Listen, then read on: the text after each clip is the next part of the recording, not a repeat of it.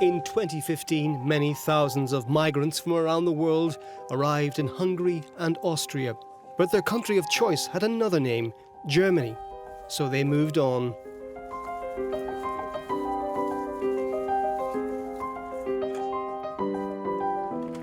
Today, 3 years later, Euronews revisits the area. We're in Bavaria, Germany's wealthy southern region. The tiny village of Pfeffenbach is close to the border with Austria. Around 300 people live there. Many of them signed a petition against converting an empty building into housing for some 100 asylum seekers. Christian is among the founders of a local protest movement. Their main message: migrants are less welcome than they were before. To explain why, Christian takes us to the woods behind his backyard. His story is about a perceived lack of European solidarity and about broken rules. Is this the place? Yes, around here we find huge numbers of backpacks and clothes, all along the path, up to the woods. Backpacks and clothes were spread all around. A group came to your house. It was about 10 in the evening, right? It was even a bit later, around 11 in the evening. A group of about 20 people rang our doorbell. It was a big family from Syria. Their mobile batteries were flat and they asked if they could use our phone. Well, you told us about those half-burnt or torn documents and clothes lying all over there. Why did they tear up and burn those things? They destroyed documents and clothes to avoid getting sent back to Greece or Hungary, the countries where they got their first registration. They want to get a first registration in Germany in order to stay here. You're a hairdresser. You talk with many people. Tell us about the mood of the locals around here. There should be border controls to check who is entering our country. That's my opinion. There should be controls. Who is entitled to receive asylum protection? Who is in need and who is not? Those leaving their country of origins just for economic reasons, those coming to Germany just in order to make money, they should be sent back, and this should be done at the border. We move to Ingolstadt, a typical, flourishing Bavarian city with low unemployment. On the outskirts, in the middle of a red light district, we find a guarded container settlement. Many rejected asylum seekers from Western Balkan countries are placed there. The government wants them to go back. Germany is toughening its laws and rules for asylum seekers. This group of volunteer migrant supporters monitors the situation in the camp. The tougher implementation of departure orders, applying also to many migrants from Asia and Africa, triggered secondary migration movements across Europe. A growing number of people are leaving Germany for neighbouring European countries. This man is from the former Yugoslavia. When we got the second negative ruling from the court rejecting our request for asylum protection, my wife started to become really afraid.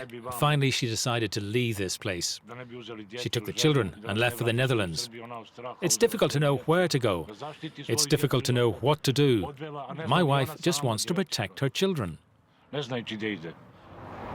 Bavaria has invented a new concept on migration. Asylum seekers are grouped together in huge housing structures, so-called anchor centres, where they have to stay until a decision on their request is taken. In cases of refusal, many asylum seekers bring their applications to an administrative court, thereby extending the duration of proceedings significantly. During this time, they have to stay in the anchor centres for up to 18 months. Refugee supporters speak out against these centres.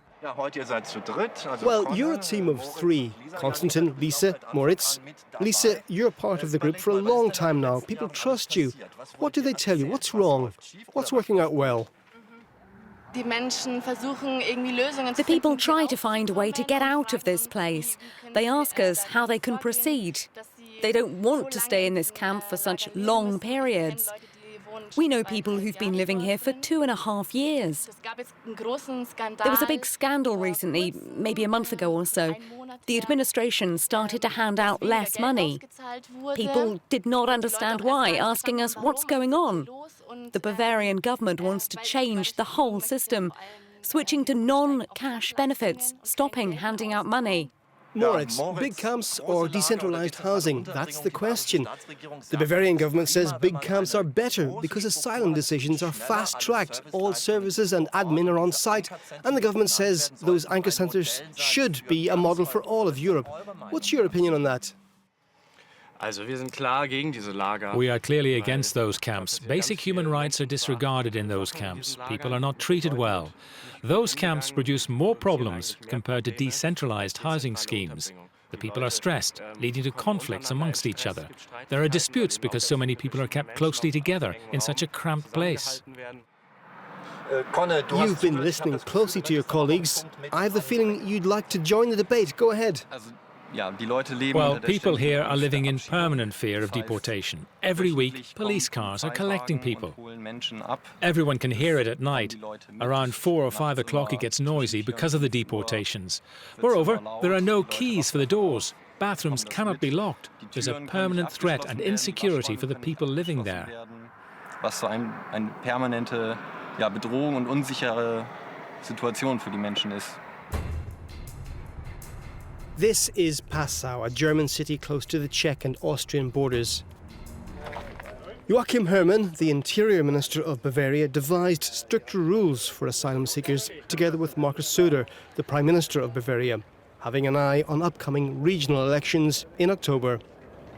The Conservative politicians bought drones to patrol the Bavarian border, part of a €14 million package earmarked for the new Bavarian border police.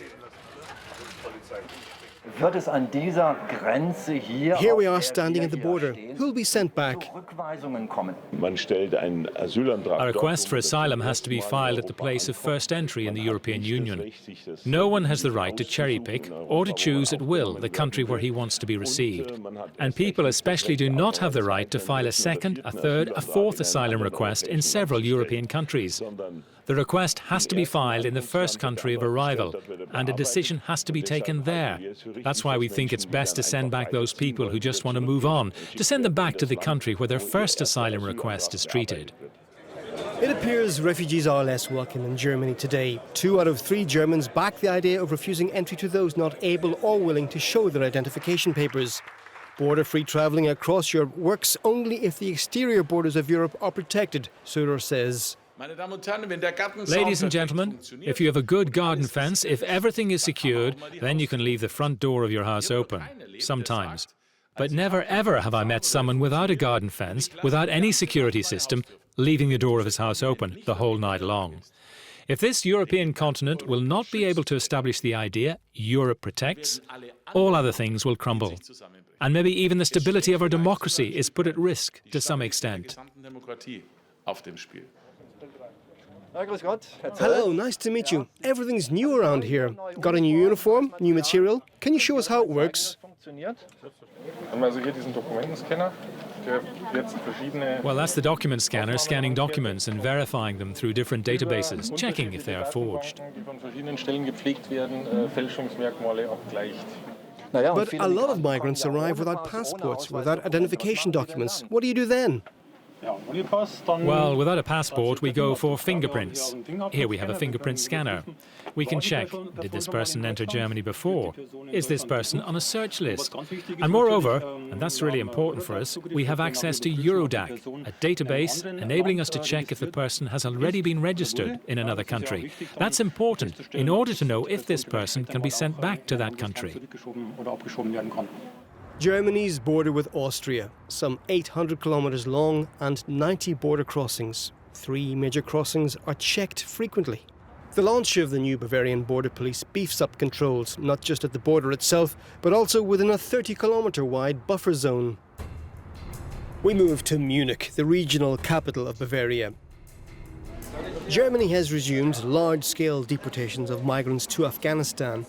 The German Chancellor gave her green light. A recent opinion poll shows 86% of Germans back the deportation of rejected asylum seekers.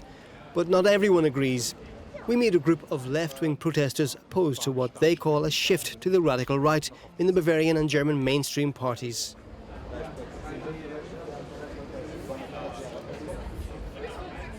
The situation in Afghanistan got worse, but the German government says we have a new security assessment and therefore we can resume deportations. It means all those young single men having received a negative answer are sent back. That is what happens now.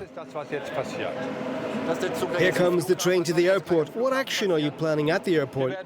We will demonstrate. We will go to the check-in at Terminal 1 at the old airport terminal. The Bavarian Refugee Council, a non-governmental refugee support network, lobbies against deportations and stricter asylum procedures. Why are you against the creation of those so-called anchor centres? What's the problem? The problem is that people get isolated. They have less access to lawyers. The asylum procedures have been speeded up much too much, and they can't detail adequately their reasons for asking for asylum.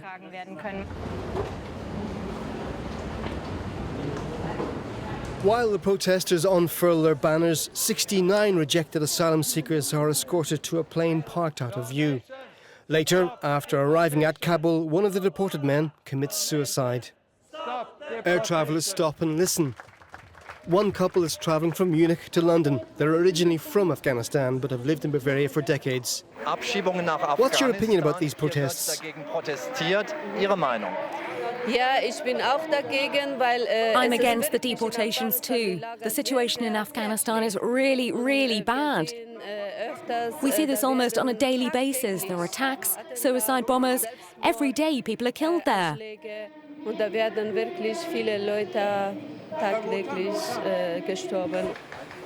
Amiri is afraid of being next on a deportation list. In Germany, he wants to start a training course to become a dental assistant. Why did you leave Afghanistan, we ask him. The Taliban asked me several times to join them and work for them, but I refused because, being an Afghan, I cannot accept what they say and what they do. They kill people every week, every day in Afghanistan. I do not want to take part in jihad because this is really wrong.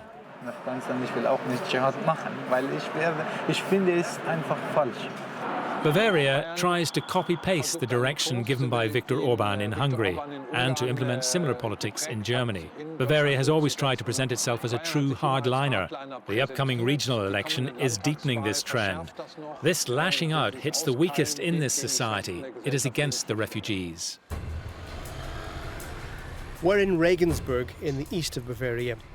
Access denied. That's the usual answer when camera crews ask for permission to film in one of the most famous anchor centres. But today there's a window of opportunity. Security is nervous. We're confined to a meeting room. The Bavarian Interior Minister outlines his housing concept for asylum seekers. His key message is: we have to better implement our decisions. Those who are not granted the right to stay, they have to leave our country. The credibility of our rule of law is at stake. While we're shown an empty playroom, the minister meets the camp's administration in another building. No access for the media this time. There are rumours of heightened tensions. Our reporter gets inside information via WhatsApp confirming that the heat is on. A group of Ethiopians block the minister's convoy. The minister has to evacuate by the rear exit.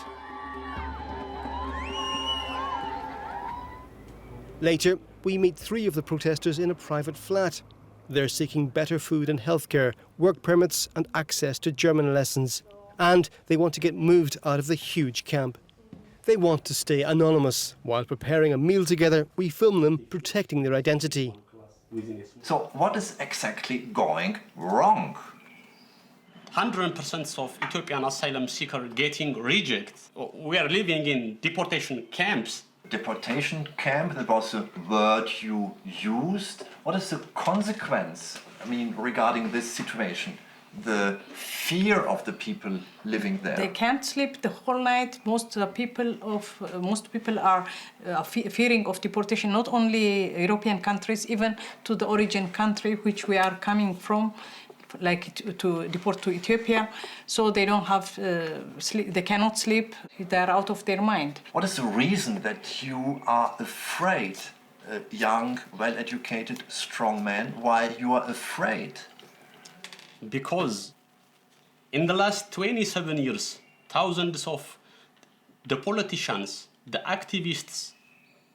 The students are killed on the street. Hundreds, thousands of people are arrested in the harsh prison. I am one of the victims. My brother was murdered by the government, and they are chasing me. They are trying to knife me. They are trying to rape me. You got a first negative decision, then you appealed at court. Yeah. So what will happen in case you will get a second negative decision? What consequence? I don't have any option. Maybe if they obliged me by force to return to my country, I prefer to kill myself. That's the last decision, because I know what I'm going to face. It's death. If I'm going to return to my country, death will be wait for me. Rather than go back to my home country, I want to make a suicide on myself.